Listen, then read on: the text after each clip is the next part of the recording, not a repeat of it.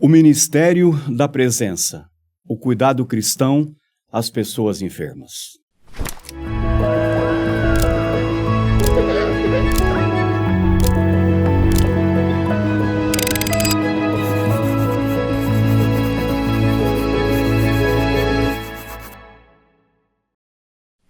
Gente boa e querida de Deus, mais um Teologia para a Vida, FTCA Cast.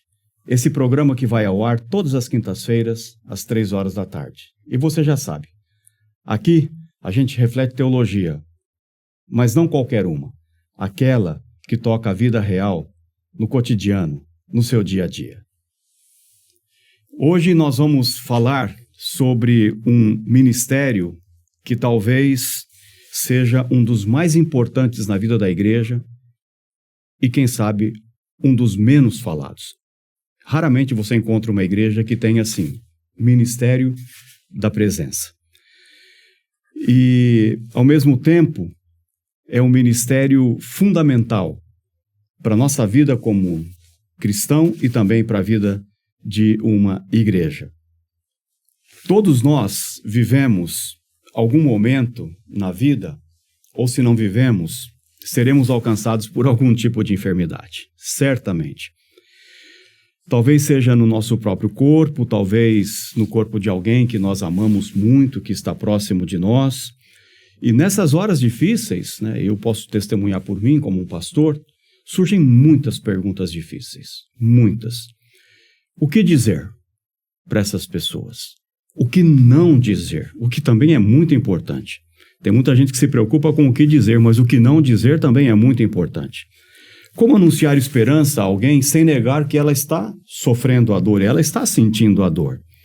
Como a igreja pode também ser a presença de Cristo, como, por exemplo, num leito e num quarto de um hospital, ou numa clínica, ou dentro de uma casa onde existe alguém enfrentando uma situação de doença ou qualquer outra questão da vida. Então, para conversar sobre esse tema, hoje nós temos uma pessoa muito querida, nossa, querida para mim, aqui da Faculdade Teológica Sul-Americana, que é a Clarissa. E deixe-me apresentar para vocês quem é ela. Clarissa é professora, aqui da Faculdade Teológica Sul-Americana, também porque foi graduada em teologia aqui. Então, é uma filha da casa. Sim. Né, Clarissa? Uma filha da casa.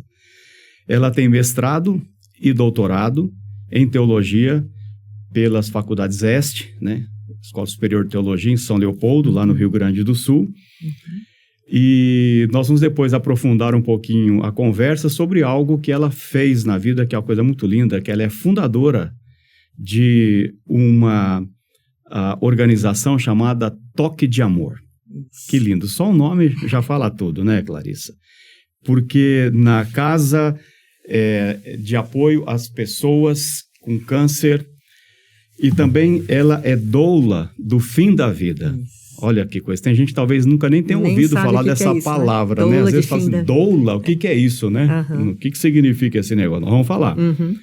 E também é terapeuta da dignidade. Terapeuta da dignidade. Gente, diga se nós estamos diante de uma pessoa que tem profunda competência e condição de tratar esse tema que é o Ministério da Presença, como a Clarissa. Seja muito bem-vinda aqui, Clarissa, no FTCA Cast. Obrigada, muito feliz, agradecida por esse convite e feliz demais de poder estar falando um pouquinho sobre esse tema que é tão importante, principalmente aí para as nossas igrejas, que desperte mais pessoas para esse cuidado da presença. Esse é o nosso desejo com esse podcast. É isso aí. É isso, gente. Bora para a nossa conversa, então? Clarissa, quando pensamos no ministério, particularmente falando agora de Jesus, normalmente a gente lembra e precisa lembrar dos muitos e lindos dos seus milagres que ele realizou. Mas os evangelhos parecem mostrar algo que vem antes do milagre. Ou seja, a maneira como Jesus se aproximava das pessoas. O que isso revela, a seu ver, no coração, o coração do evangelho? Revela o que isso daí?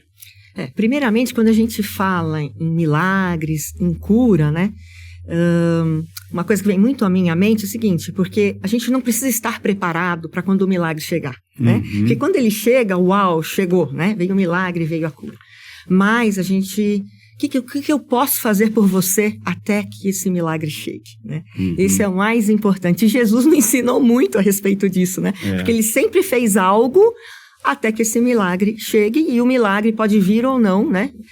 A gente se rende a essa soberania de Deus, né? Boa. Mas Jesus, ele nos ensina muito em relação a isso, porque ele olha para a pessoa integralmente, né? Ele não olha para a doença. E se a gente for ver ao longo aí da medicina, a medicina também focou muito tempo na doença e não na pessoa, né? Interessante isso. E aí agora a gente está nesse processo de humanização, né? Então esse olhar novo para a medicina também, para a pessoa, né? Centrado na pessoa. E Jesus já nos ensinou isso, né? Que ele sempre olhou para a pessoa, para a sua história de vida, né? E não no foco da doença em si, né? Da doença em si, exatamente. E se a gente for lá para o século I, né? A gente vê muito o quanto as enfermidades excluíam a pessoa. Então, não era somente o sofrimento físico, mas também essa dor, dessa exclusão, né? Social e religiosa. A não socialização, né? Isso. Onde a pessoa ficava muito isolada, né? Discriminada, exatamente. E aí, quando a gente olha para Jesus que toca nesse leproso, uau, nossa, né? Ele não só cura, mas ele traz a dignidade para essa pessoa, né? Então, ele vai muito além, eu falo que é muito além do que a cura física. A cura física é só um detalhe, né? Jesus nos traz muito mais do que essa cura física, né? Ao trazer e resgatar realmente a nossa dignidade, a nossa individualidade, né? A nossa singularidade, porque cada ser é único e é especial, né? E aos olhos de Jesus, todos nós somos assim. Então, ele recupera isso no ser humano. E a gente tem que aprender muito com ele, que é esta humanidade, né? Humanização. E aí vem esse nosso cuidado cristão, que a gente tem que aprender com ele, né? Que começa muito antes dessa cura, né? Esse cuidado cristão. E a gente tem que se aproximar dessa pessoa, ir até a pessoa, se aproximar, acolher essa pessoa na sua dor, escutar, principalmente com uma escuta ativa, atenta, compassiva, sem julgamentos, né?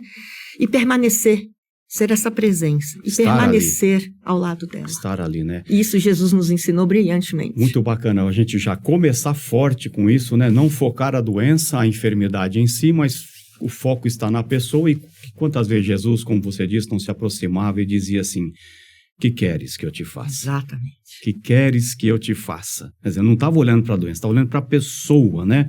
Tem alguma coisa que eu possa te ajudar, né? Ou seja, antes de Jesus transformar a situação em si da pessoa, seja uma cegueira, seja uma lepra, seja qualquer outro tipo de enfermidade, ele transformava a maneira como ela era tratada, né? Não é uma coisa que está ali, né? Como você falou, é um ser humano. Exatamente. Não é isso? Exatamente.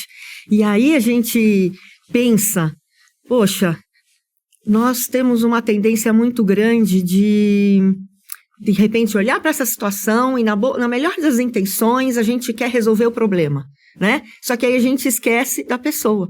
Então, mesmo quando a gente for orar pela pessoa, por que a gente não pergunta o que você quer que eu ore por você hoje, diante dessa situação, o que vai ser melhor para você? Geralmente a gente já chega com as nossas ideias ou concepções do que a pessoa imagina, o que ela está precisando, o que ela quer, e até mesmo nas nossas orações, né? Muitas vezes a gente começa a orar e a gente nem pergunta para ela o que quer que eu ore por você, né? Pelo que você quer que eu ore por você, né? O que você está precisando nesse momento que possa te ajudar. Bacana, né? Muito, muito bacana. Bacana isso.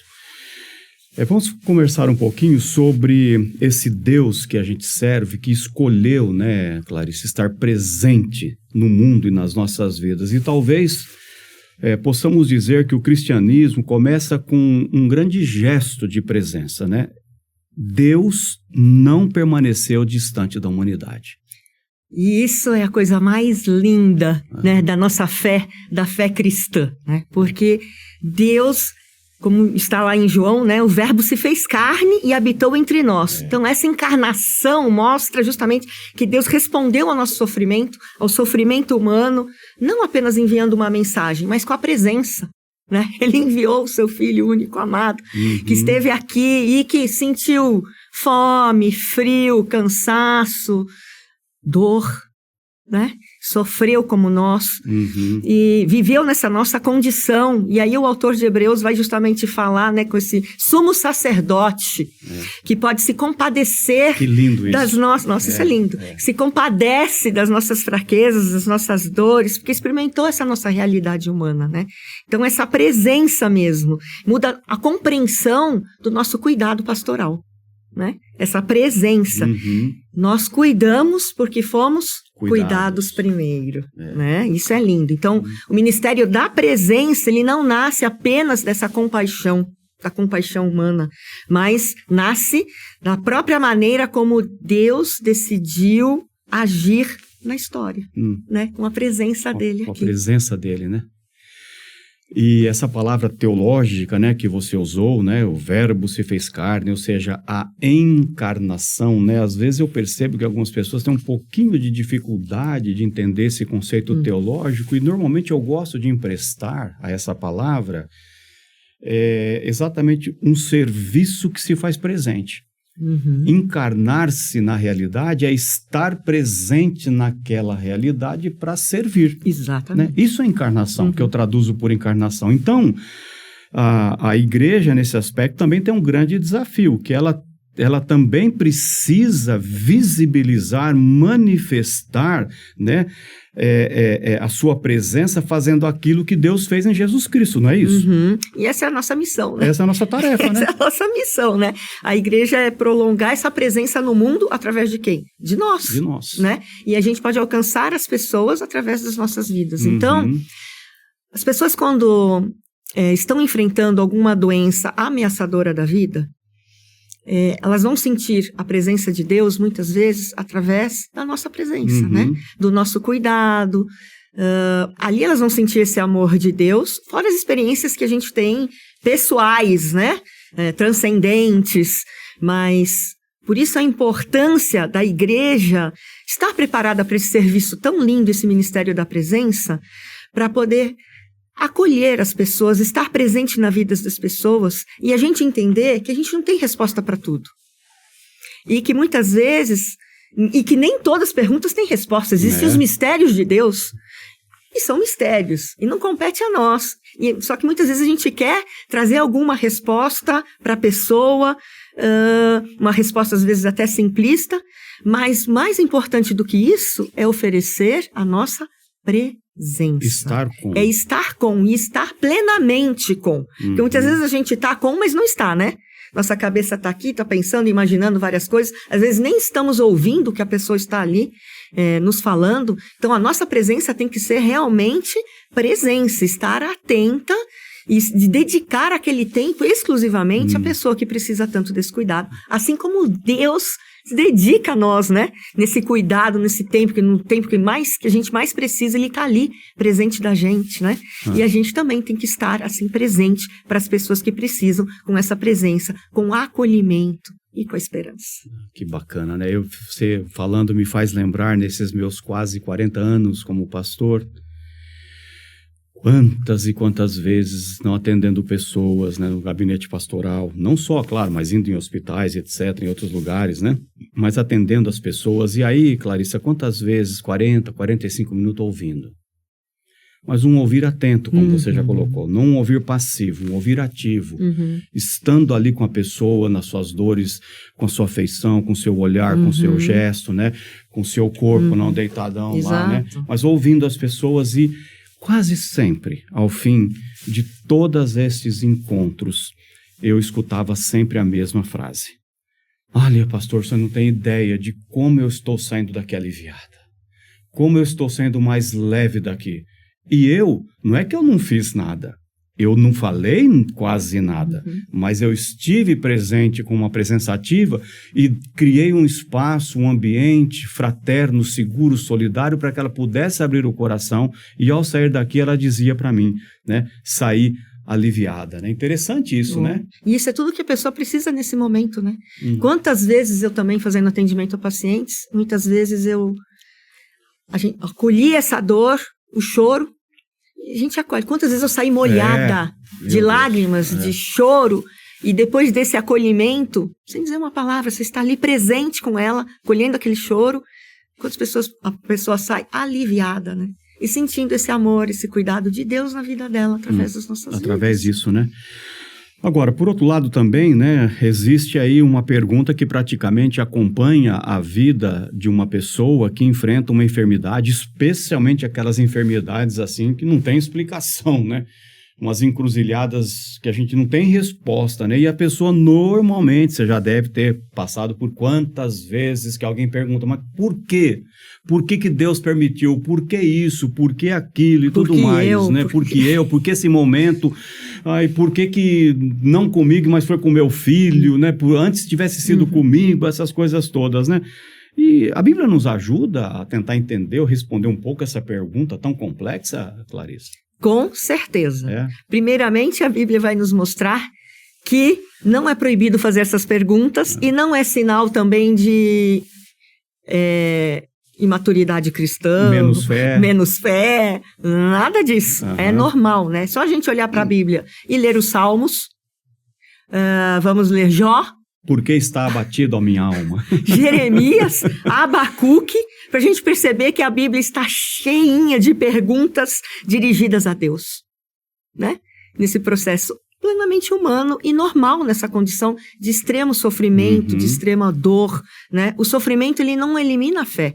Muito pelo contrário, ele pode fortalecer a fé, né? Na minha pesquisa que eu fiz com pacientes oncológicos em cuidados paliativos na tese de doutorado, veio muito essa questão. Por quê? Na fala dos pacientes, que o sofrimento fez aumentar a fé.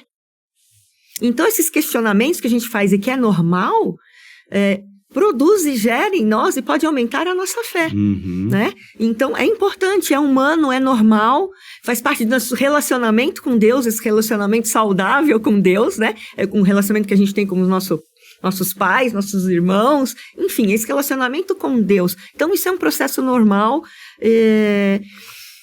só que a gente tem que tomar cuidado com uma coisa.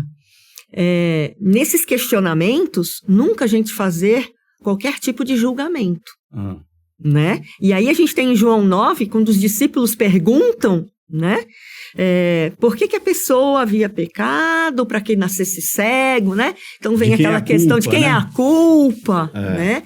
E quando a gente está enfrentando uma doença, muitas vezes a pessoa já se sente com essa culpa, né? Ou, às vezes, tem algumas doenças que, de repente, a pessoa contribuiu para que acontecesse e ela já está, assim, cheia de culpa, encharcada disso, né? Com essa culpa. Exato, e tá ganhou câncer, aí você fumou, né? Então, ela já está impregnada e cheia dessa culpa. Então, o que a gente não pode chegar ainda colocar mais culpa em cima para gerar mais sofrimento ainda na pessoa, né?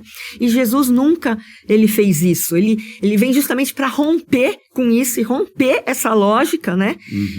A gente sabe que a partir da queda, o mundo aqui está mergulhado nesse ambiente de sofrimento. E a gente vive nesse ambiente de sofrimento.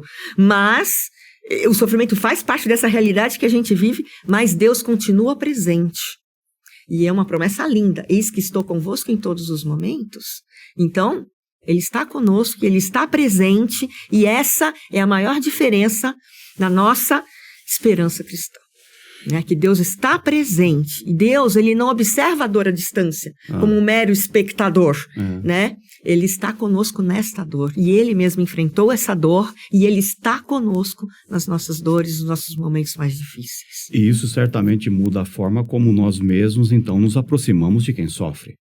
Com certeza. E isso tem que fazer com que a gente mude a nossa maneira de se aproximar de quem está sofrendo. Primeiro, tirando completamente questão de culpa, né? E oferecer esta presença. O Evangelho nos ensina a não sermos juízes da dor alheia. A gente tem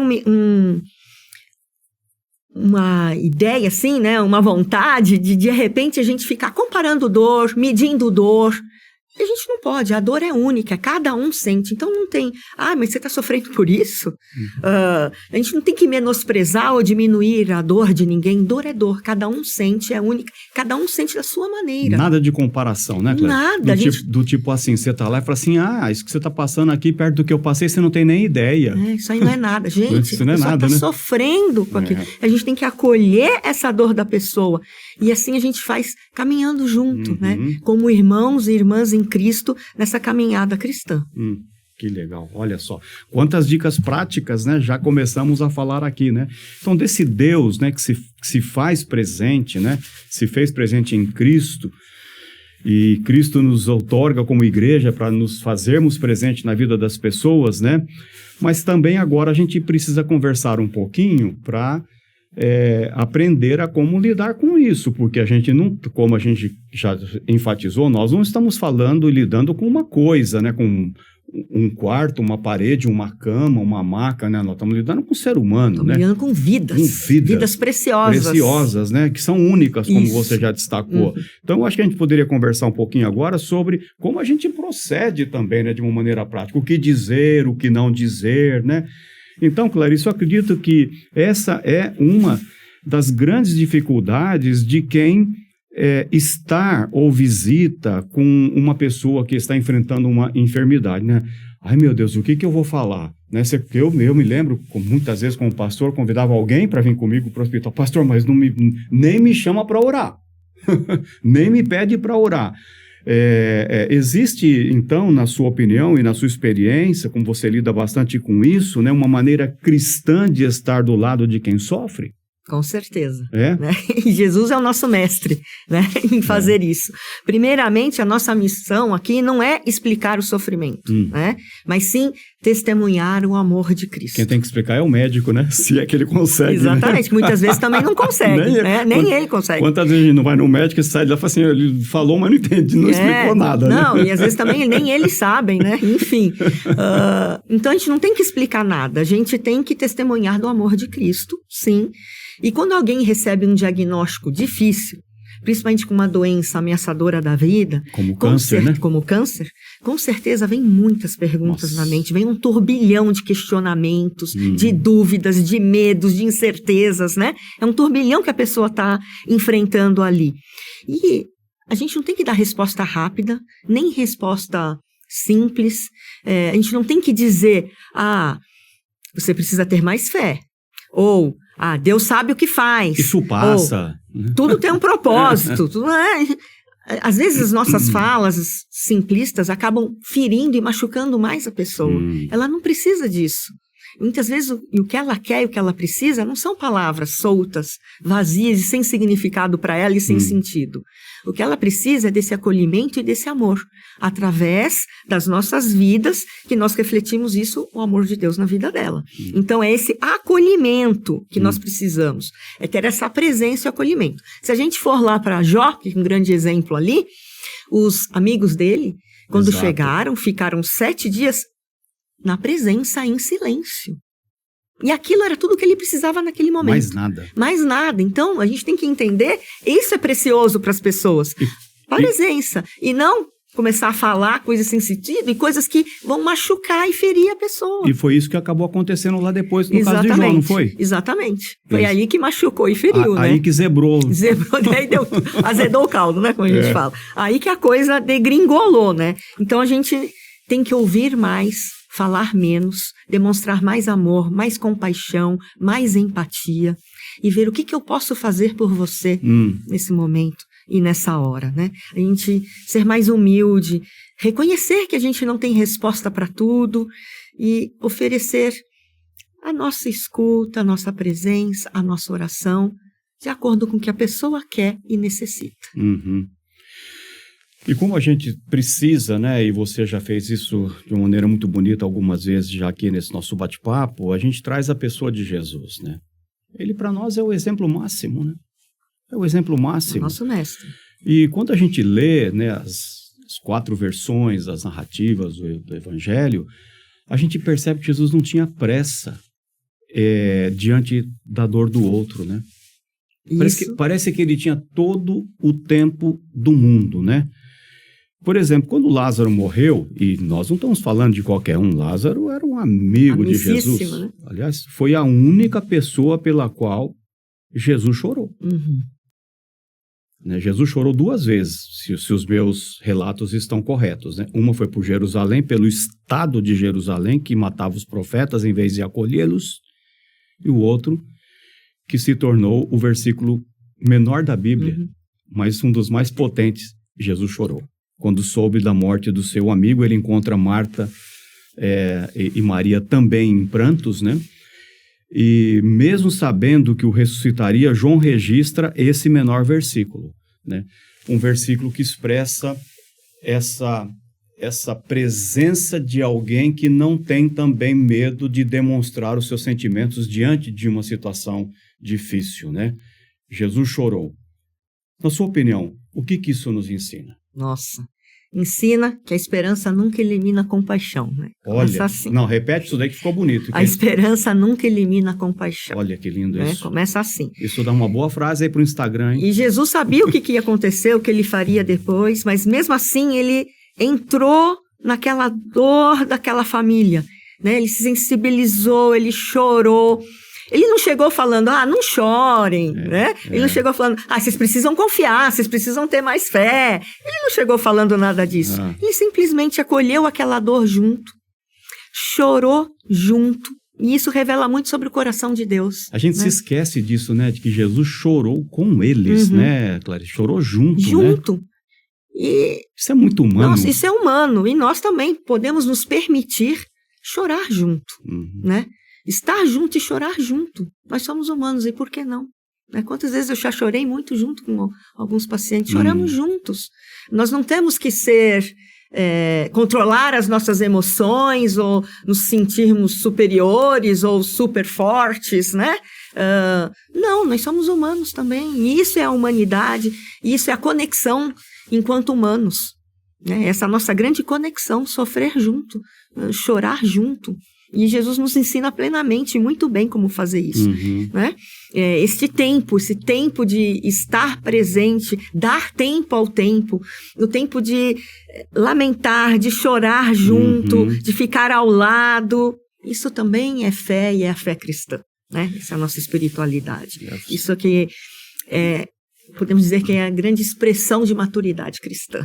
Né? Essa permissão do lamento, né? A gente parece que no Brasil não tem muita tradição para isso.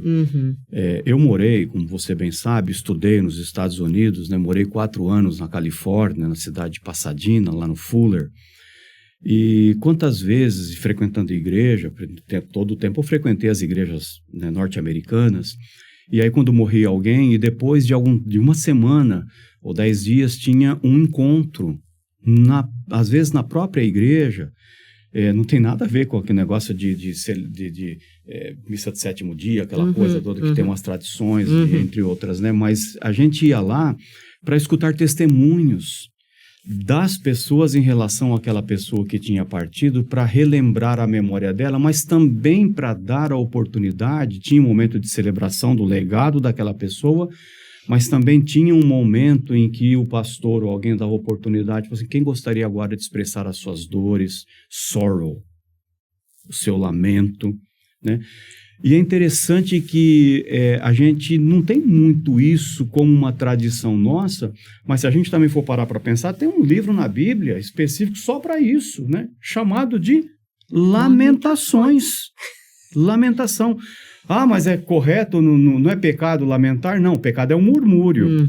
Murmúrio é uma coisa, né? Murmúrio é praguejar contra Deus, é reclamar de Deus. Lamentar é uma atitude muito bonita, até para a nossa própria cura. Senhor, eu lamento que eu não sou o homem que eu deveria ser ainda. Eu lamento que diante de uma situação da minha enfermidade, eu não consiga confiar tanto como em outras situações. É esse lamento libertador, né, para a vida da gente. Foi isso que você comentou, né, que você trouxe essa palavra, peguei esse gancho, e essa isso palavra traz lamento, cura, né? Isso acaba trazendo cura para a pessoa. Né? Não é? Isso.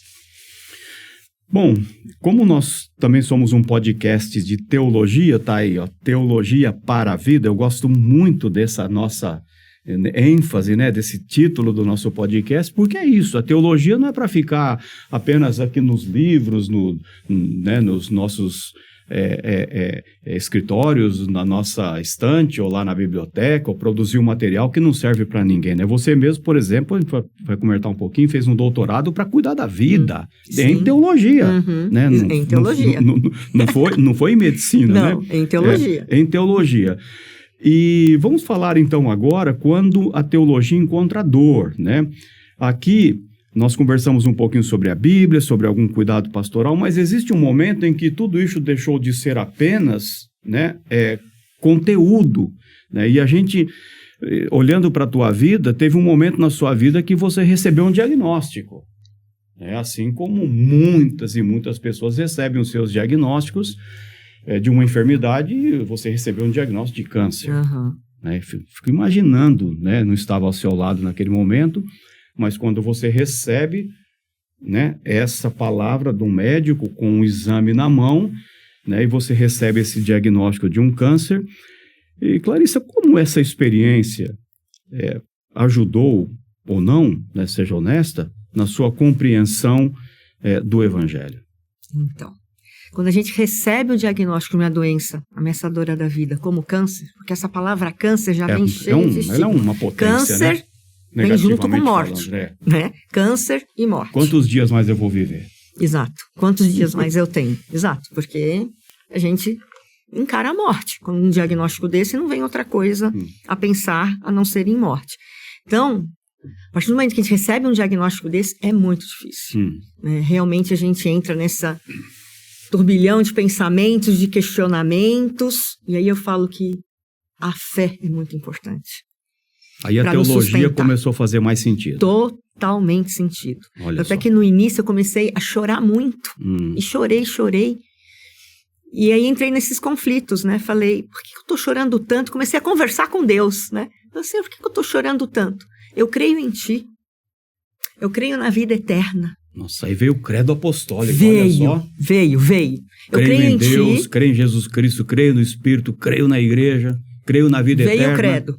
Olha. E eu falei, então por que eu tô chorando? Se eu creio. Exatamente. Aí eu falei, mas que fé é esse? Que fé é essa, né? Aí eu comecei a fazer esses questionamentos. Uau. Eu falei, é medo de morrer, é medo da morte, mas eu creio em Ti, creio na vida eterna. E aí Deus me deu uma paz tão grande no meu coração. Aquela que excede todo entendimento. Porque eu senti que aquele meu choro e tristeza não era o medo de partir, o medo de morrer, porque eu sei em quem eu creio. Mas tristeza de repente, ter que deixar as pessoas que eu mais amo. E isso me deu uma paz tão grande no meu coração. Olha só, que lindo. Eu falei, é isso. E aí, Deus falando no meu coração o tempo todo. Porque nós, como pais, e eu especialmente ali como mãe, sofrendo, a primeira coisa que a gente pensa muito são nos nossos filhos. Não tem como, né, Clarissa? Minha filha, na época, tinha 11 anos. Novinha, com 2 irmãos mais velhos. Eu ficava pensando, nossa, como que ela vai ficar, né? Só com um homem em casa, menina. Aqueles questionamentos de mãe, tudo. Só que aí, Deus falou muito grande assim no meu coração que os meus filhos são presentes que Deus me deu enquanto eu estou aqui. Mas antes de ser meus, eles são de Deus. E que se eu partisse, Deus ia continuar cuidando deles, como sempre cuidou. Porque mesmo que eu esteja aqui presente na vida deles, eu não posso cuidar como Deus cuida. Eu não posso proteger, eu estou aqui auxiliando, cuidando, amparando, mas quem cuida mesmo é Deus. Eu não posso evitar que coisas aconteçam com eles. Quem pode é Deus. Então, isso me deu uma paz grande no meu coração de saber que é Deus que cuida e é Ele que vai continuar cuidando daqueles que eu amo. Isso me deu uma paz. E eu falei, Senhor, estou aqui nas Tuas mãos. O Senhor faz do jeito que o Senhor quiser. Eis-me aqui. E aí eu falo que as nossas igrejas pecam muito ao não falar muito sobre a morte. A gente fala muito sobre milagre, sobre cura, mas a gente não fala e prega sobre a morte. A gente precisa falar mais sobre a morte, a vida eterna, a nossa maior esperança. Porque é isso que vai trazer paz aos nossos corações nesse momento difícil. A gente precisa falar mais sobre isso. E aí eu comecei a fazer esse trabalho, esse exercício em família. a falar mais sobre a morte, a falar mais de Jesus, né, da nossa vida eterna, que é a nossa maior esperança. Então, eu comecei a trabalhar isso em casa, para eles saberem que Deus é bom, que Deus é soberano, e que se tivesse chegado a minha hora, se chegar a minha hora, eu vou partir, eu vou estar bem, eu estou em paz, e vocês vão continuar aqui vivendo para honrar e glorificar o nome do Senhor. Você é uma mulher de fé, viu, Clarice? Muito bonita. Então, foi um trabalho que eu fiz a partir disso. É lógico que o tratamento de câncer é difícil, não é fácil. Um câncer de mama acaba mexendo muito com a nossa identidade enquanto mulher, autoestima, tudo isso. Não tem como, abala, mexe. E aí a gente precisa de apoio. Apoio da família, apoio dos amigos. Por isso que a igreja é muito importante, para sustentar esse momento difícil em orações, com cuidado, né, com palavra. Presença. A presença pode ser, sabe como? Mandando um versículo de encorajamento, de força todo dia. Eu tinha uma amiga que fazia isso todo dia. Todo dia eu estava lá destruída, tocava aqui, eu já ia ver aquela mensagem dela, com aquela mensagem, um versículo de encorajamento, de força, né? E aí, a partir dessa experiência que eu tive, o tratamento não foi fácil, foi difícil, momentos difíceis. E aí eu falo que nesses momentos difíceis, quando não tem nada nem ninguém pode fazer por você, é só você e Deus.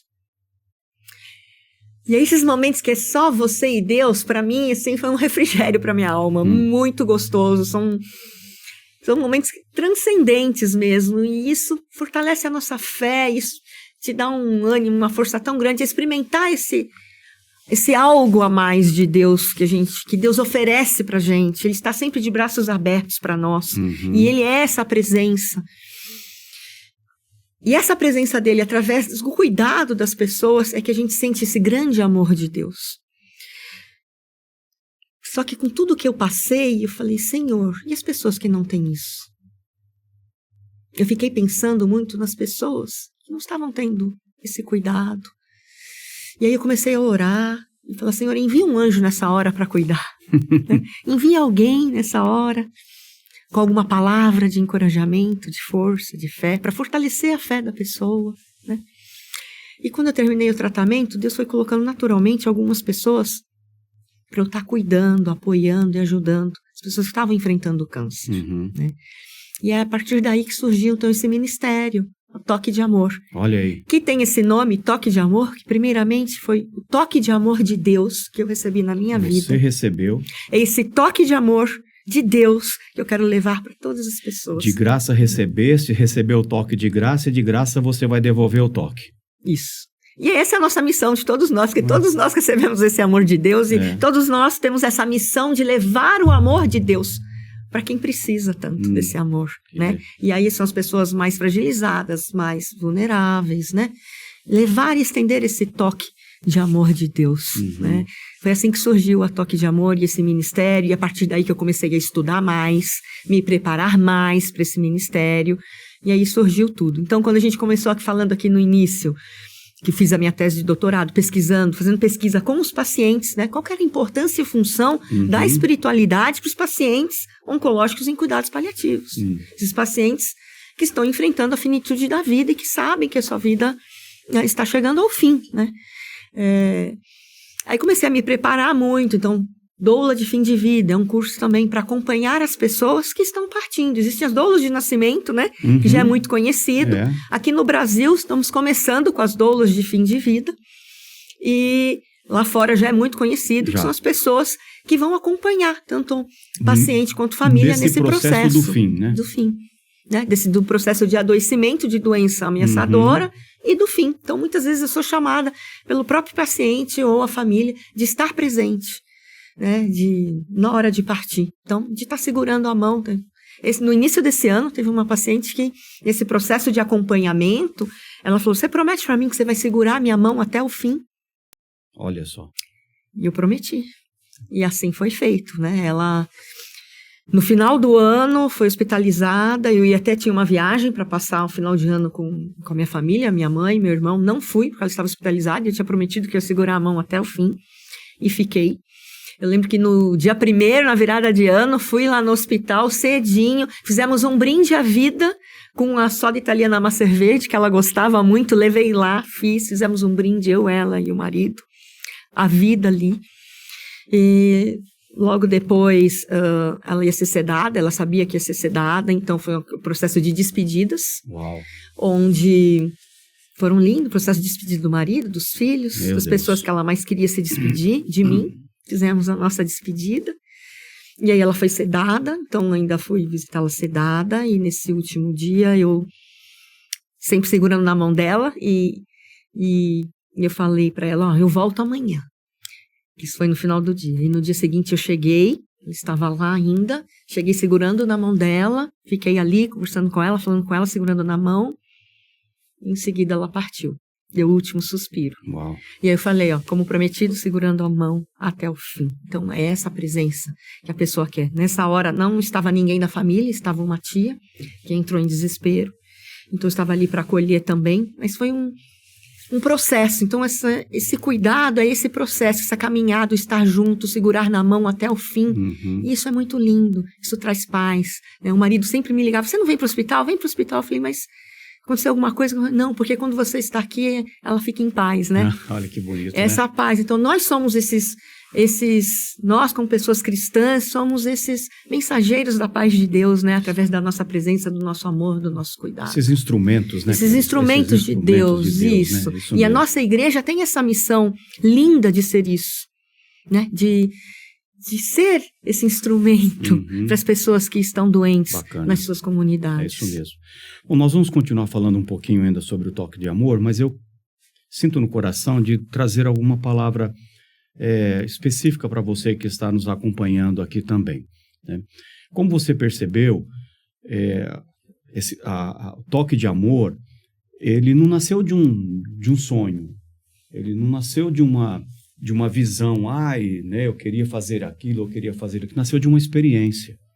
Por que eu estou dizendo isso? Porque muitas vezes a gente pede projetos para Deus, quer fazer alguma coisa para Deus, mas acaba não discernindo e não percebendo a nossa própria existência, o nosso próprio entorno, que da sua dor pode sair um projeto. Do seu sofrimento surge uma causa. E, aliás, as principais causas no mundo nascem do sofrimento, nascem da realidade, nascem da dor, né? De crianças que quando eram crianças foram abandonadas pelos pais, surge um ministério, né? De idosos que no fim da vida não tem ninguém, surge um ministério, né? Então, o ministério que Deus deu para Clarissa, o toque de amor, é um ministério que surge da sua própria enfermidade, da sua própria dor, e ao perceber-se naquela dor intensa, você fala assim, caramba, mas tem um monte de gente que passa por isso também. Eu não sou a única, antes fosse, né? Antes fosse. E que comigo terminasse essa sequência, né? Essa fileira da dor. E aí, então, a partir disso, você transforma isso em uma possibilidade de abençoar vidas. Eu estou dizendo isso porque você também pode fazer, né? Você passa por situações, por dores.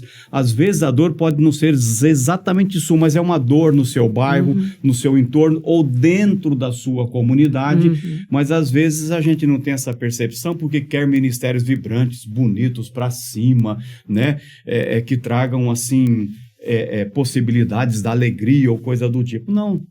De repente, Deus vai te dar um ministério da presença por meio de uma situação como, de uma maneira prática, a gente está aqui conversando com a Clarissa. Então, Clarissa, como essa ONG, né, Toque de Amor, né, nasce exatamente da sua história, dessa realidade, ela se transformou no quê agora? Fala um pouquinho para nós do que ela se traduz no quê nesse momento. Então, ela é uma casa de apoio a pacientes com câncer, onde...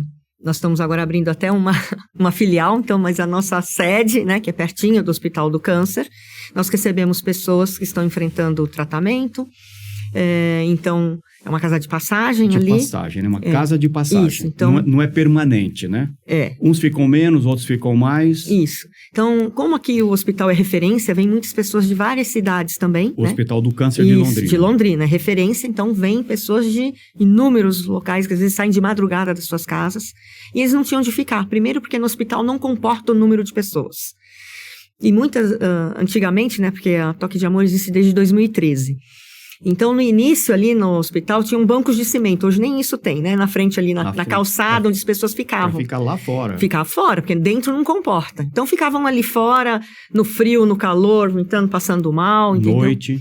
Então, e muitas vezes sem dinheiro para comer, né? Com fome, né? Então, essa casa acolhe essas pessoas. Nós oferecemos alimentação, então tem um lanchinho lá para ela comer quantas vezes quiser, várias vezes ao dia. Então, tem lá o seu cafezinho, tem o chá, tem um achocolatado, tem uma água de coco, tem um suco, tem uma fruta, tem... Quando eu abri, como eu tinha passado pela experiência do tratamento, eu pensei, um chá e uma bolachinha, água e sal. Uhum. E aí, a realidade que eu encontrei lá me chocou, porque foi muito triste. As pessoas tinham fome. E ali me chocou. Eu fui conversar com a nutricionista do hospital, ela pode reforçar esse lanche. Então, tudo que a gente oferece hoje, a nutricionista instruiu para a gente fazer, para reforçar, né?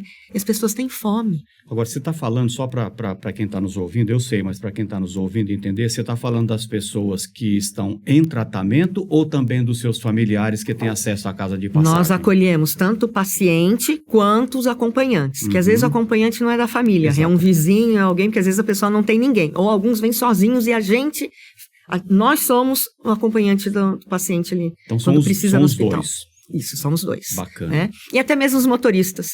Porque os motoristas vêm de toda a cidade, eles saem de madrugada com as vans, a gente acolhe ali na casa também. Que lindo. Onde eles fazem um lanche, eles descansam, porque eles estão na estrada aí todos os dias no leve trás desses pacientes, né? Então, acolhemos também os motoristas ali. Então, ali é um lugar de refrigério, de descanso, onde eles conseguem se alimentar também, descansar e esperar. Então, é um entra e sai o dia inteiro ali na casa. Que tem que pegar senha, fazer triagem, até dar o horário que tem que fazer lá no hospital, e voltar e ficam até o último ser atendido, quem mora fora, para poder ir embora para sua cidade. Então, às vezes, a pessoa está muito mal, com muita dor. Então, ela é acolhida lá, a gente tem uma salinha mais reservada para esses, para ficar bem acomodado. Pernoitam também, não? Então, essa é uma necessidade que surgiu dessa prática de ficar. Então, muitas vezes eu acomodei ali nessa casa sem ter estrutura para isso. Por isso que nesse ano estamos nessa missão de abrir a filial, que é uma outra casa, bem pertinho dali, onde vai ser essa casa para as pessoas dormirem, quem precisar ficar. Ter um pouquinho mais de tempo. Isso. Porque às vezes elas vêm, ficam 3, 4, 5 dias, né, nesse tratamento, vai e volta do hospital, não é isso? Isso. E também essa casa, para algumas pessoas, que estão, assim, cuidados paliativos para mim é a minha menina dos olhos aí, né? Eu tenho um carinho muito especial pelos cuidados paliativos. Gostaria até de me desmistificar agora um pouquinho o cuidados paliativos, porque quando a gente fala em cuidados paliativos, a pessoa acha que é para quem está morrendo, né? E não é. A partir do diagnóstico de qualquer doença ameaçadora da vida, né? Eu fiz uma especialização multiprofissional em cuidados paliativos para poder ajudar a entender melhor e cuidar dos pacientes em cuidados paliativos. E o que acontece? Graças a Deus que a gente tem agora a política pública nacional de cuidados paliativos, que antes era só em grandes centros. E Londrina é privilegiado porque nós temos. Mas o que acontece na prática? Às vezes a pessoa vai para a sua cidade, é distante, e não consegue, e acaba morrendo lá, em um hospital onde não tem esses cuidados paliativos. E aí não é uma morte digna. Então, essa casa é para quem não tem essa condição de voltar, vai ficar ali porque está pertinho do hospital, desse acesso para voltar, para ter uma morte digna. Que coisa fantástica, que ministério maravilhoso. Sabe, eu gosto muito do nome Toque, muito. Porque para mim é um nome teológico, é uma palavra teológica.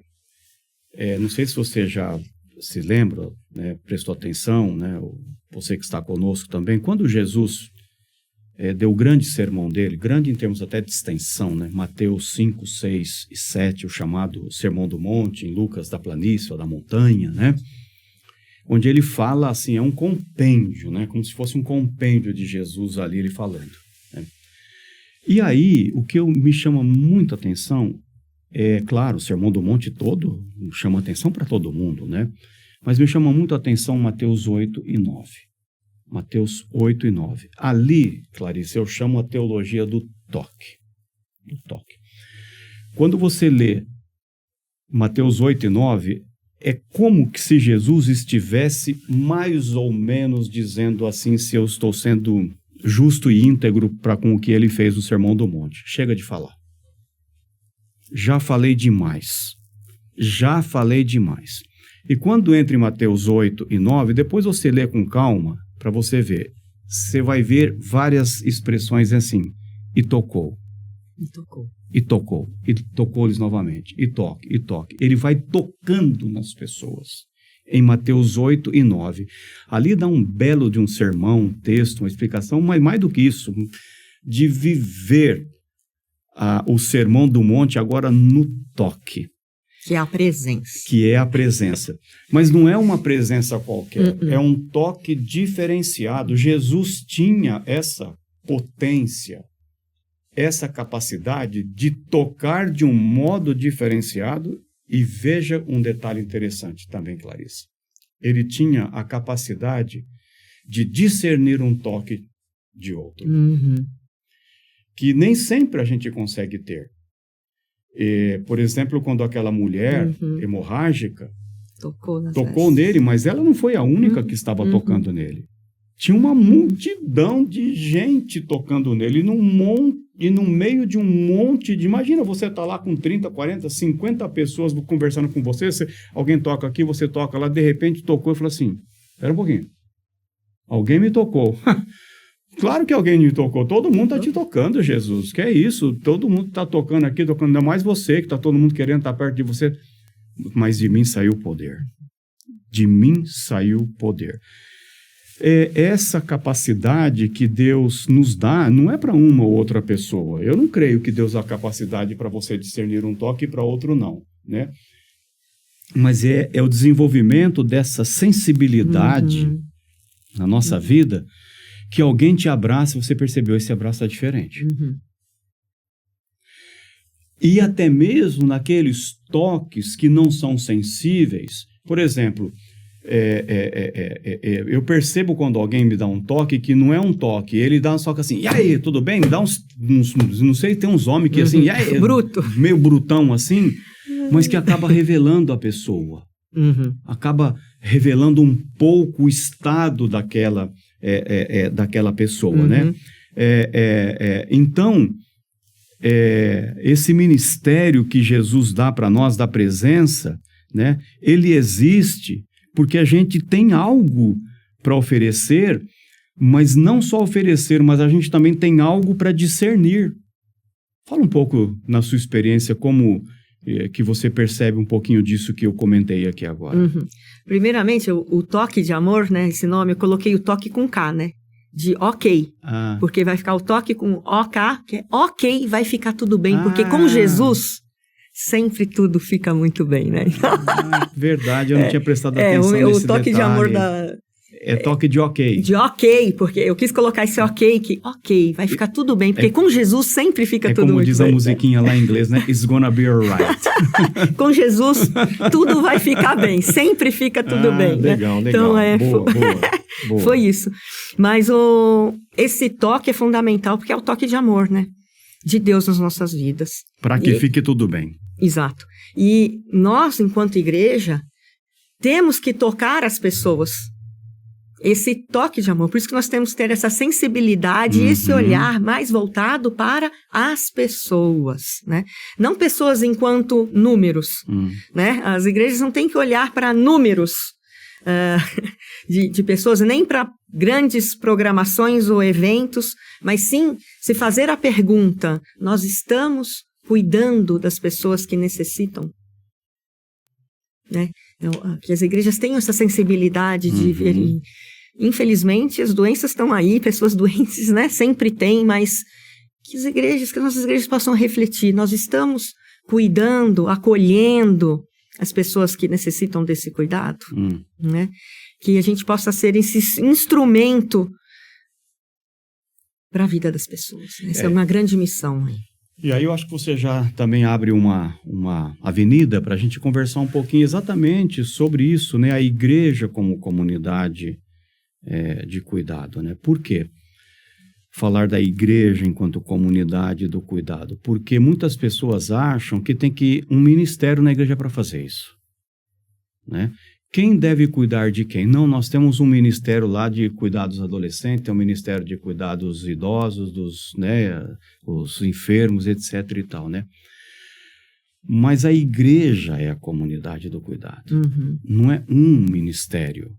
Todos nós somos chamados para cuidar uns dos outros, que é aquela grande palavra do apóstolo Paulo, que eu fiz um estudo exegético sobre mais das 100 vezes que a palavra alelon aparece na teologia paulina. Uns aos outros. Cuidar uns dos outros, orai uns pelos outros, né? Honrai uns aos outros, né? Perdoai uns aos outros. Então, esse aos outros, esse alelon, é vocação da comunidade como um todo. Não vai lá porque aquela pessoa é que tem o ministério do cuidado, né? E a gente terceiriza a atividade fim, que nós temos que fazer isso na igreja. Então, fica evidente, né, na sua fala, na sua experiência, que esse ministério da presença, ele não pertence para o Paulo, para a Teresa ou para a Cíntia, né? Ele é um chamado de toda a comunidade de fé. Mas, na prática, como uma comunidade cristã pode, então, cuidar melhor, Clarissa, na sua opinião, especificamente falando agora das pessoas enfermas? Então, aí a gente vai para o corpo de Cristo, né? Que eu acho lindíssimo. Já começa, é corpo. É, né? Corpo, então, corpo de Cristo. Todos são importantes, né? E um contribui e ajuda da maneira que pode e como pode, né? Por isso que nós somos um corpo, cada um da sua maneira. E dentro da nossa comunidade de fé, a gente tem uma riqueza muito grande, né? Cada um pode contribuir de uma maneira, né? Então, nesse cuidado, às vezes, é perguntar para a pessoa, você tem alguém que te leve lá na consulta ou no hospital? Tá faltando alguma coisa na sua casa? Se tem criança, o que eu posso fazer para sua criança, né? Se a pessoa está doente, eu posso ir lá lavar a roupa hoje, limpar a casa, fazer uma sopinha e levar. São coisas tão básicas do dia a dia. Remédio. Por exemplo, né, que é tão caro no Brasil hoje. Né? Então, são ajudas tão concretas e reais que cada um pode ajudar de alguma maneira. Sabe, você está falando, desculpa te interromper, mas é uma ilustração tão linda. Eu visitei uma igreja há 3 meses atrás, no sul do Brasil, em Santa Catarina, e eu fiquei encantado com o que eu vi. Cheguei lá, era um sábado, e naquele sábado eles estavam fazendo várias ações na própria igreja. E dentre estas várias ações, uma delas era...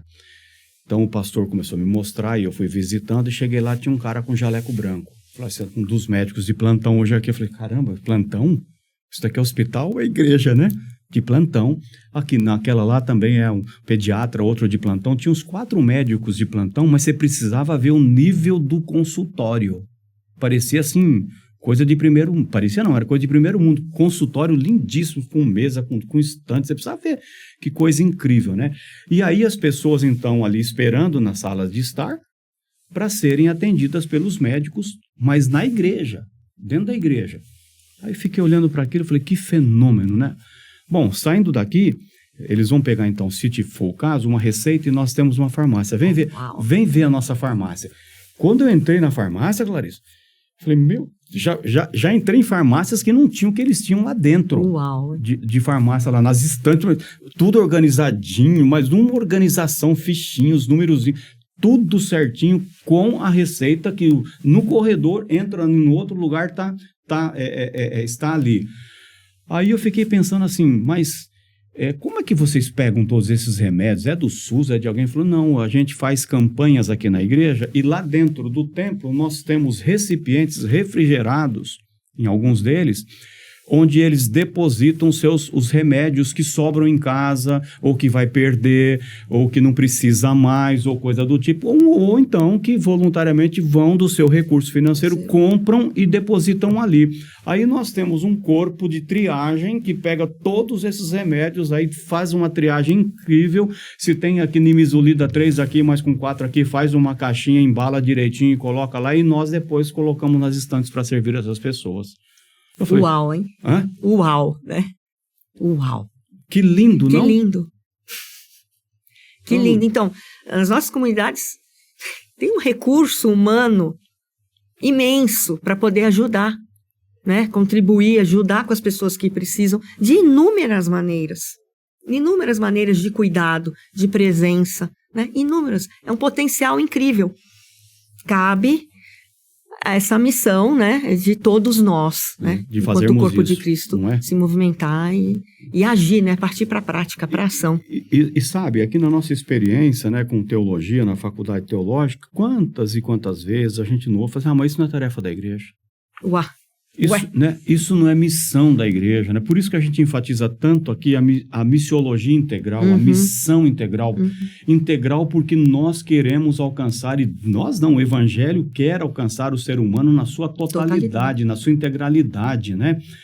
E alguns fazem isso, dizem, não, isso daí não é a tarefa da igreja, salvar a alma, né? Pregar a boa nova do Evangelho para salvar a alma. Mas sabe o que eu acho interessante? Que quando uma pessoa está enferma, quando ela está em necessidade, seja de acolhimento, seja de abraço, seja de remédio, seja de alguém que faça isso que você falou, pegue e leve no hospital, seja de alguém que vá à casa dela, às vezes para fazer uma faxina na casa dela, que ela está tão do câncer, você sabe como é que é, né? Está tão debilitada que ela não tem força nem para levantar da cadeira ou da cama, mas está tão debilitada que às vezes não tem alguém que o ajude nisso, nessa hora a missão integral serve.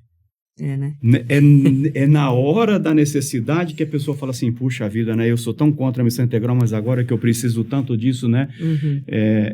Então também a gente precisa ensinar a igreja teologicamente, que a teologia é para a vida, né? De que a integralidade do evangelho é resposta para muitas dessas coisas que nós estamos conversando aqui nessa tarde, não é mesmo? Isso é ser pessoas cristãs, né? Seguir realmente o evangelho Jesus, na sua plenitude, isso, né? Isso é o evangelho na plenitude, né? É isso. Na sua plenitude, né? É isso. Então, você falou aí agora há pouco que Deus sempre cuida de nós por meio de pessoas, né? Sempre cuida, isso é muito bonito e muito verdadeiro, né? E talvez essa seja uma das maiores responsabilidades de um cristão, né? Cuidar das pessoas como uma expressão do cuidado de Deus para ela, né? Me lembro uma vez que eu estava tentando ensinar teologia para uma pessoa, a teologia e prática, né? E praxis, né? Porque às vezes a gente acha que teologia é definir o conceito. Definir o conceito, você está então com a teologia correta. Não é bem assim, né? Não é bem assim. Por exemplo, Deus é amor? Deus é amor na China? Deus é amor no Brasil? Deus é amor dentro daquela favela? Deus é amor lá no meu trabalho? Vírgula, quando você ama. Bem isso. Não é bem isso? Sim, Deus é amor, mas Deus é amor quando você ama. Então, eu estou lá no trabalho, você fala, não, porque Deus é amor, você ama, não. Incoerência. Total. Né? Incoerência total. Né? Incoerência. Então, ser um instrumento, né? Através do qual Deus manifesta esse cuidado. Essa é uma das nossas vocações, né? Fala um pouquinho sobre isso. Isso que Deus quer da gente, né? É esse amor que a gente leva. E Deus quer que a gente vá, que a gente haja, né? Então, a compaixão é algo que a gente tem que exercitar mais nas nossas vidas, né? Porque a compaixão é você sentir com o outro, mas também agir para tentar aliviar aquele sofrimento do outro, né?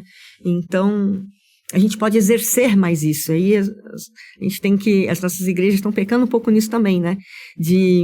A gente tem que praticar e exercer essa compaixão. Tanto a autocompaixão quanto a compaixão, né? E isso a gente pratica, a gente exerce isso. E dá para praticar e a gente ficar melhor, né?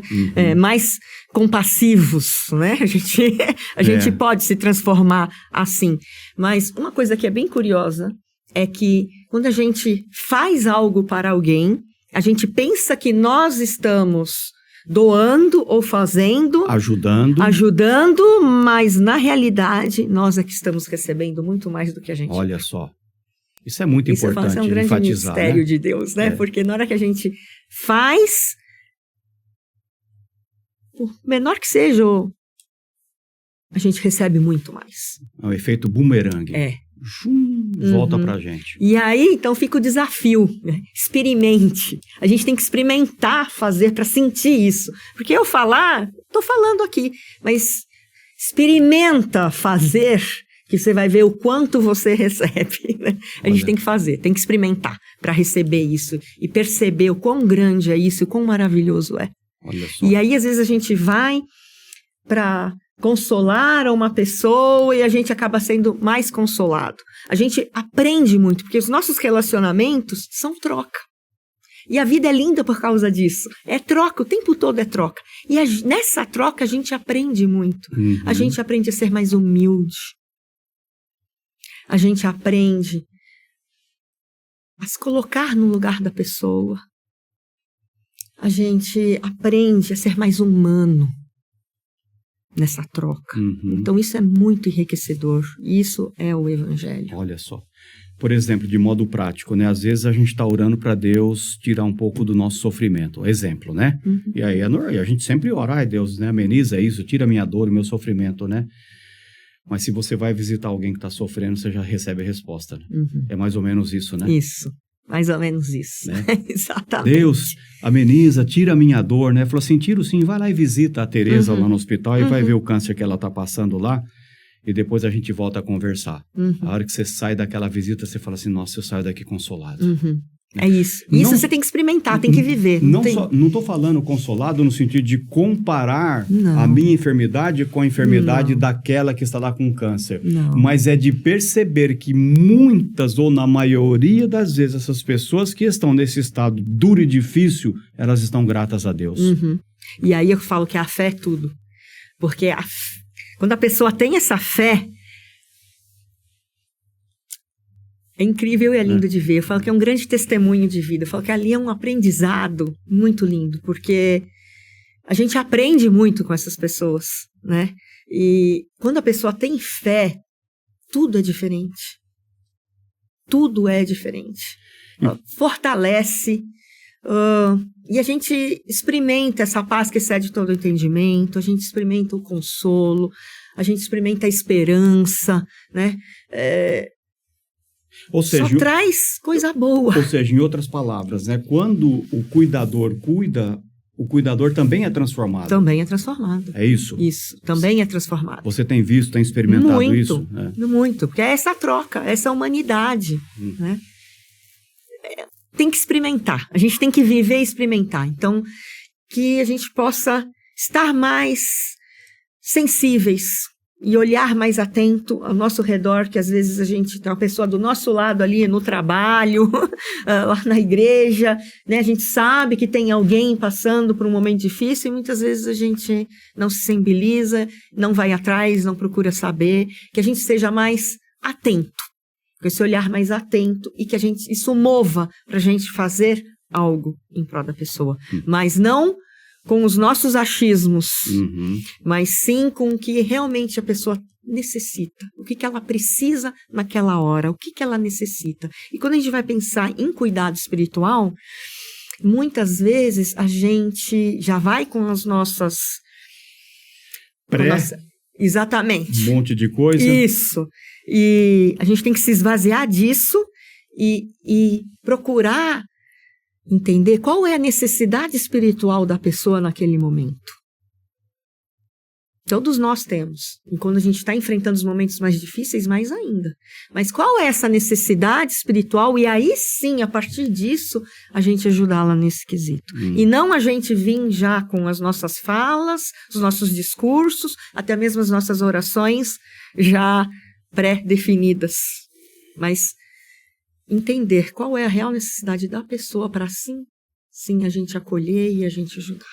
E nesse contexto, Clarissa, acho que faz muita diferença e cresce, né? Depois de uma conversa pelo menos para mim, cresce, depois de uma conversa como essa, aquela palavra de Jesus, né? Carregai os fardos, as cargas uns dos outros e assim cumprireis a lei de Cristo. É isso. É isso. Nossa, olha como cresce, né? É lindo. Como é lindo, né? Então, mas é um desafio, porque a gente vive num contexto de uma sociedade que já está dizendo assim, né? Ema, cada um com os seus problemas, né?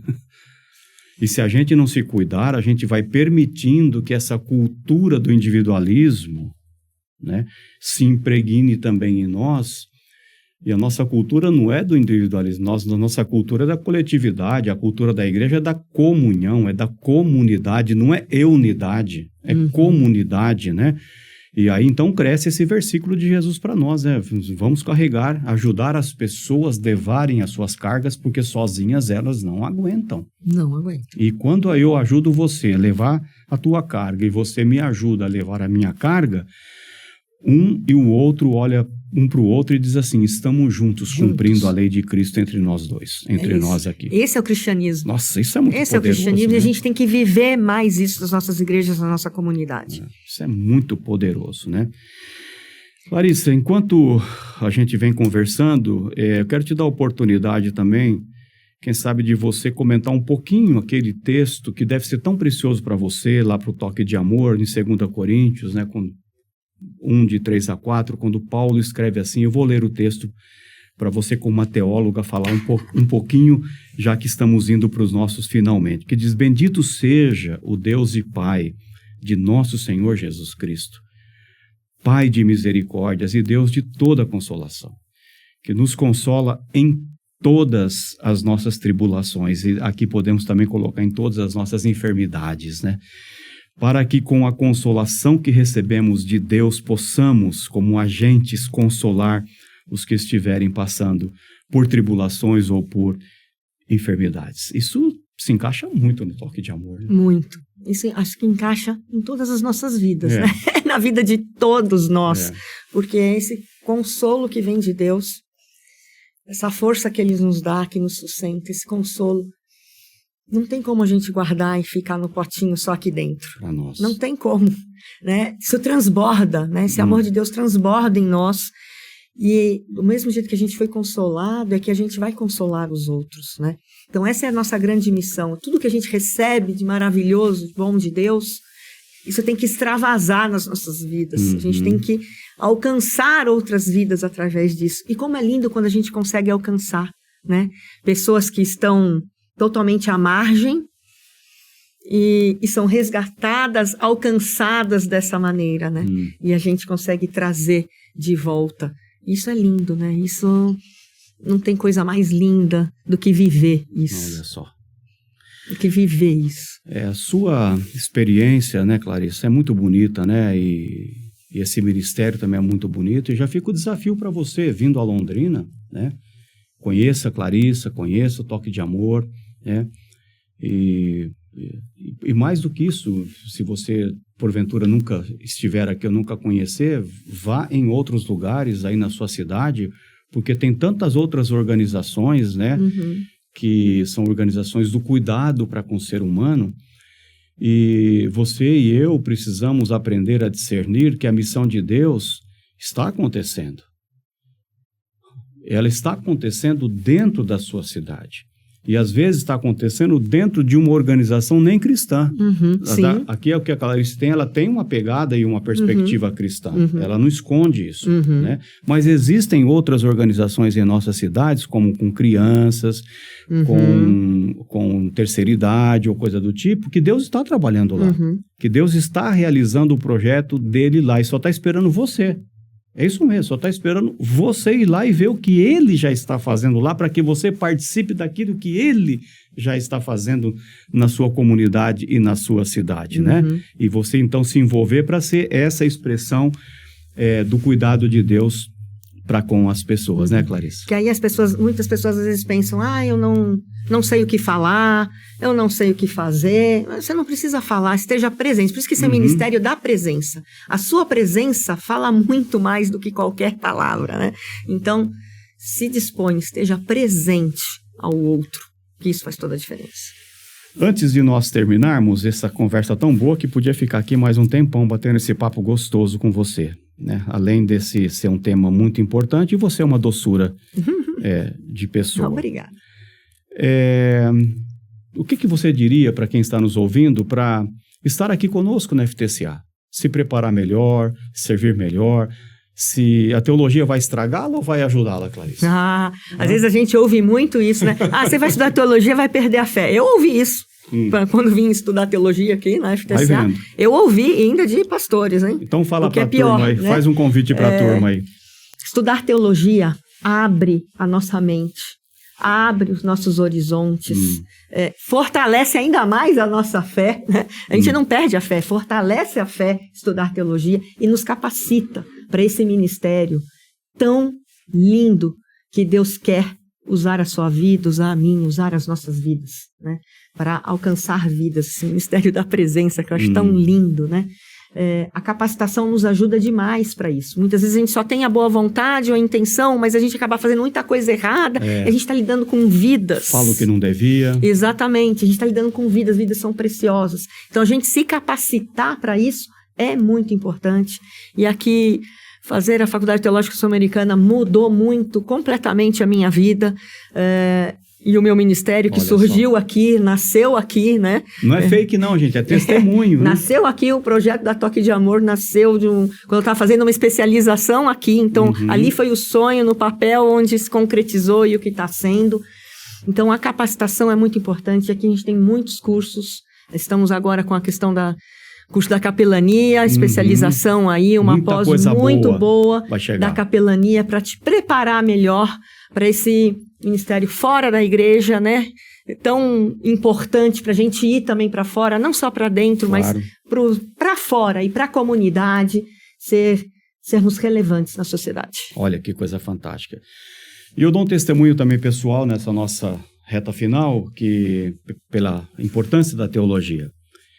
Em 1990, Clarice, eu fui fazer o Instituto Haggai, em Singapura. Fiquei 1 mês lá, fazendo o Instituto Haggai. E num treinamento de evangelização, plantação de igreja, liderança e etc. E lá eu tive a oportunidade de conversar com um médico. E esse médico também estava lá sendo treinado. Depois de 1 mês, sabe o que ele virou e disse assim para mim em particular? Né? Lá tinham indianos, africanos, só gente dos 2/3 do mundo, na Ásia, África e América Latina, né? Não tinha nem europeu e nem norte-americano. Aliás, não tem, o Haggai não deixava ir. Ele queria capacitar as periferias do mundo, né? Olha que bonito, né? Lindo. Ele disse assim, ele falou o seguinte: vocês falam tanto de plantação de igreja para evangelizar, mas se vocês começassem clínicas e hospitais, vocês iam ver a transformação de uma cidade, a transformação do mundo, porque ali as pessoas estão na máxima vulnerabilidade, na sua máxima aceitação daquilo que se traz para elas. E eu fiquei com aquele treco na minha cabeça, sabe? Falei assim, se vocês pastores estivessem... Aí foi quando pela primeira vez, Clarice, 1990, e talvez você esteja ouvindo agora, mas tudo bem, faz parte. Pela primeira vez eles assim... se vocês entendessem a importância do ministério da presença. Eu falei assim, oi? Ministério da presença? Eu nunca tinha ouvido falar nesses termos, dessa forma. As igrejas surgiriam justamente por causa, não de estratégia apenas, mas de estar presente nas vidas das pessoas. Agora, para pensar. Se não foi exatamente isso que Jesus fez. Qual igreja ele construiu? Que sinagoga, está lá, sinagoga de Jesus Cristo de Nazaré. Ele investiu em vidas, estando presente com elas, nas ruas, nas suas casas, como Marta e Maria, nos becos e atalhos, lá de Lucas 14. Os excluídos lá, né, da sociedade, estavam doentes, excluídos. Os pescadores marginalizados na praia. Presença. Com as mulheres, com as crianças. Presença. Uma coisa, eu sempre falo, é falar o evangelho. Outra coisa é ganhar o direito de ser ouvido. E viver esse evangelho. Tem muita gente que fala de Jesus, mas outra coisa é a gente ganhar o direito de falar dele. E a gente só ganha o direito de falar se a gente mostrar com a nossa vida. E como diz João 2:5, 1 João 2:5 e 6. E se aquele que diz que está nele, esse deve andar como ele andou. Ó, que lindo. Né? Quantos desafios para nós aqui, né? É muito desafiador, né? Deixa a sua última palavra para quem está nos ouvindo, Clarice. O que é que você diria para quem fala assim, puxa vida, eu quero esse ministério da presença? Traga uma palavra para essa pessoa. Pratique. Exercite. Boa. Coloque em prática. Você tem esse desejo no coração, eu mesmo se não tenha, experimente. A gente tem que experimentar. Não tem outra maneira. Pratique, que você vai ver como sua vida vai ser transformada. É isso, gente boa. Termino dizendo que o ministério da presença começa quando nós entendemos que nem sempre temos todas as respostas para a dor, mas sempre podemos oferecer aquilo que Cristo nos ofereceu. Sua presença. De graça recebeste? De graça. De graça dai. Ofereça de graça o amor de Cristo e a certeza de que ninguém nessa vida precisa caminhar sozinho. Sabe por quê? Porque pode contar com você. É isso. Muito obrigado pela sua companhia conosco hoje e esperamos você no nosso próximo encontro, Teologia para a Vida, FTCA Cast. Lembrando que vai ao ar todas as quintas-feiras, às 15h. Deus abençoe você. Até a próxima. Até.